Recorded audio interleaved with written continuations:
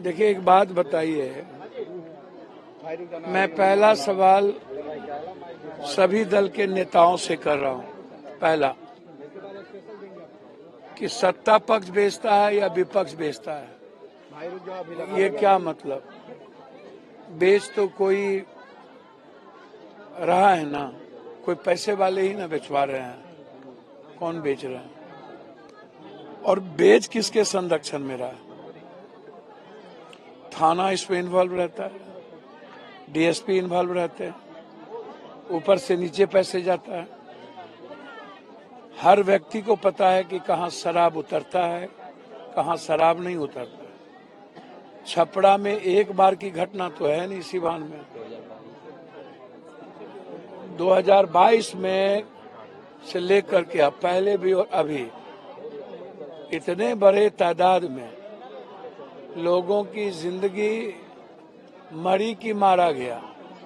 ये हत्या है कि आत्महत्या है? जिस तरीके की गंदी राजनीति लोग करने लगते हैं, यह बिहार के लिए दुखद नहीं है। अब एक नेता बोलते हैं कि लोग तो मरते ही रहते हैं, लोग तो मरते ही रहते हैं। इस पे राजनीति क्या करनी है? विपक्ष लोग बेचवाते हैं। अब ऐसी गंदी बातें लोगों का करना। कोई कहता है शराब खोल देंगे। भैया, शराब खुलने से क्या, जहरीली शराब पहले नहीं मरे हैं? शराब जब चल रहा था, मैं उन नेताओं से पूछना चाहूंगा कि जहरीली शराब नहीं बनने का क्या रास्ता है? क्योंकि आम आदमी, गरीब आदमी शराब नहीं पीते हैं, वो जहरीली ही शराब पीते हैं। और जो माफिया है नेताओं के, जिस भी दल के नेता हों, मेरा सवाल न सत्ता पक्ष न विपक्ष न पप्पू यादव, जो भी नेता पदाधिकारी उस इलाके में है, किसी न किसी दल से तो टैग है ही ना। आप हमको बताइए ना, क्या इसकी पॉलिसी चेंज नहीं होनी चाहिए? हमें लगता है कि सरकार को दारू बेचने की, या अब जैसे केरल में है, अब जाइए तमिलनाडु में, सरकार खुद दारू मतलब बेचती है। वो रिटेलर या होलसेलर किसी को नहीं देता है। तो हम चाहते हैं कि जिस तरीके से सवाल दारू खुल भी जाएगा, मैं मान लिया, या नहीं खुलेगा, या जिद पर जो भी हो, पॉलिसी भले, पॉलिसी समय समय पर चेंज होने के लिए बनती है। जब कोई पॉलिसी अक्सरशः सही तरीके से लागू नहीं होता तो फिर नई पॉलिसी आती है। सरकार को इतने लंबे समय से बिहार में 4 घाटे हैं। पहला घाटा है कि सरकार की रेवेन्यू, दूसरा घाटा है कि लगातार लोग मर रहे हैं, तीसरा घाटा है कि सब लोग महंगे दाम पर शराब ले रहे हैं, चौथा घाटा है कि शराब का पैसा माफिया नेता और पदाधिकारी के घर जा रहा है, पांचवा घाटा है कि जब देश भर में शराब चलता है तो हमारा सारा पैसा दूसरे स्टेट में जा रहा है, हमारे स्टेट को नहीं लग रहा है। तो क्या पॉलिसी कोई चीज चेंज होगी या नहीं? और मेरा सवाल ये है कि इतने दिनों में इतने लोग मरे, तो इसमें जो मरे पीने वाले को आप कह देते हैं भले पिया, कौन नहीं पीता है ये सरकार बताए। कौन? क्या सरकार के मंत्री, विपक्ष का एमएलए एमपी, विपक्ष क्या नहीं सब शराब पीते हैं?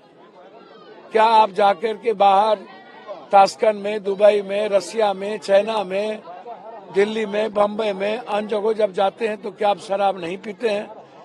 नेताओं ने तो प्रतिज्ञा लिया था शराब नहीं पीने का, कसम सभी लोगों ने खाया था। क्या दिल पर हाथ रख के बोले तो नेता लोग शराब नहीं पीते हैं? तो जब शराब पीते हैं तो ये गंदी राजनीति क्यों? और जब अगले बार पॉलिसी बनी कि जो शराब से मरेंगे उनको 4 लाख रुपया दिया जाएगा, फिर यह कहना कि अपने बेमौत मरे हैं। भैया, आप कभी भी थाने को डिस्चार्ज नहीं करते हैं, उस पर एफआईआर दर्ज नहीं करते हैं। बेच कौन रहा है? क्या सरकार को नहीं पता है कि इस इलाके में, सिवान, छपरा, गोपालगंज इलाके में बड़ा बड़ा शराब के तस्कर कौन है, माफिया कौन है? अन्य बातों की खबर रहती है और शराब की खबर नहीं रहती है। तो मेरा सरकार से बिल्कुल आग्रह है कि आप हर कीमत पर केरल और तमिलनाडु के तर्ज पर सरकार टैक्स को बढ़ा करके बड़े लेवल पर अब टैक्स बढ़ाइए, ताकि शराब कोई खरीद ना सके। और किसी भी कीमत पर 30 साल 35 साल के नीचे के यूथ को आप दुकान पर शराब नहीं दीजिए किसी भी कीमत पर। और शराब कोशिश करिए कि शराब होटल में, जो 5 स्टार, 3 स्टार, 4 स्टार होटल है, और जिले में प्रखंड वाइज आप एक कर दीजिए।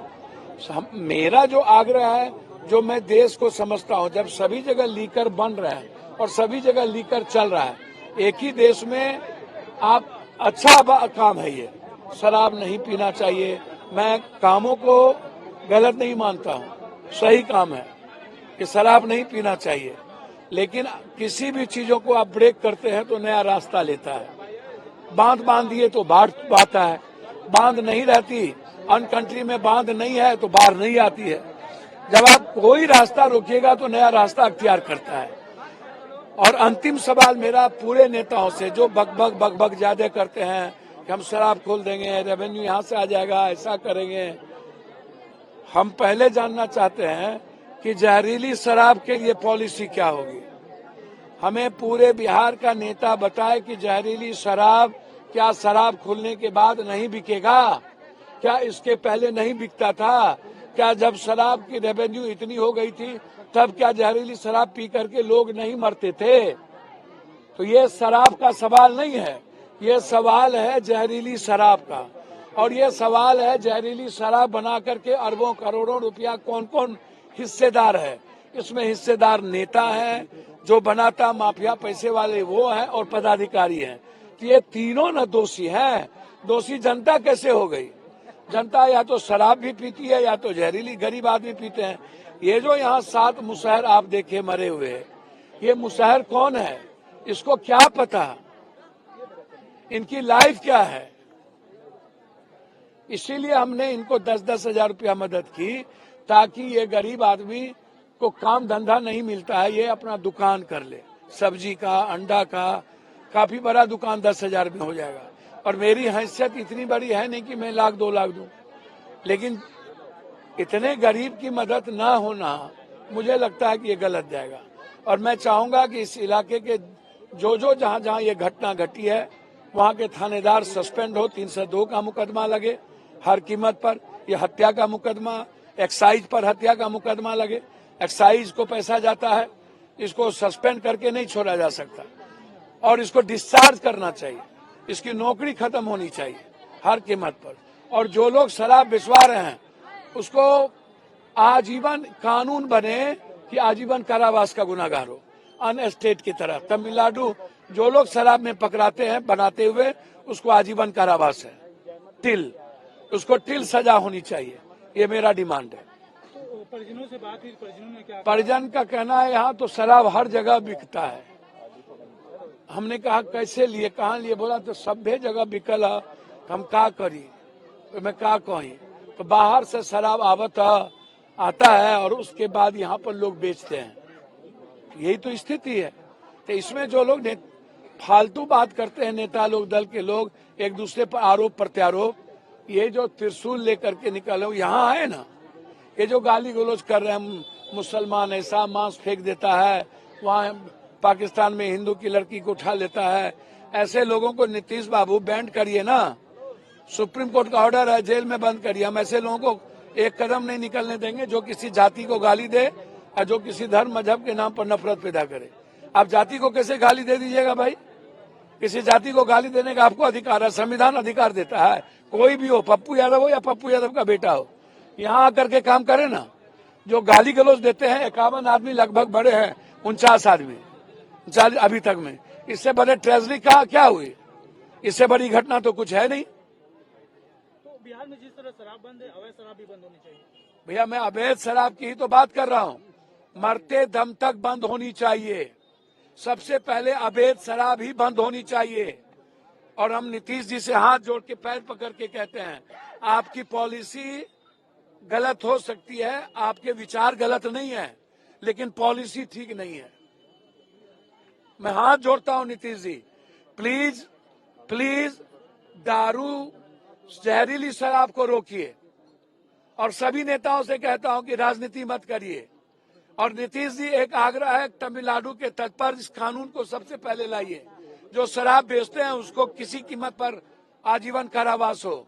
और साथ साथ सरकार खुद शराब को शुरू करे, किसी के हाथ में ना दे। और वो भी 5 स्टार, 3 स्टार, 4 स्टार, 2 स्टार के पर। और ब्लॉक और जिला में 1 ठो, ये आग्रह है।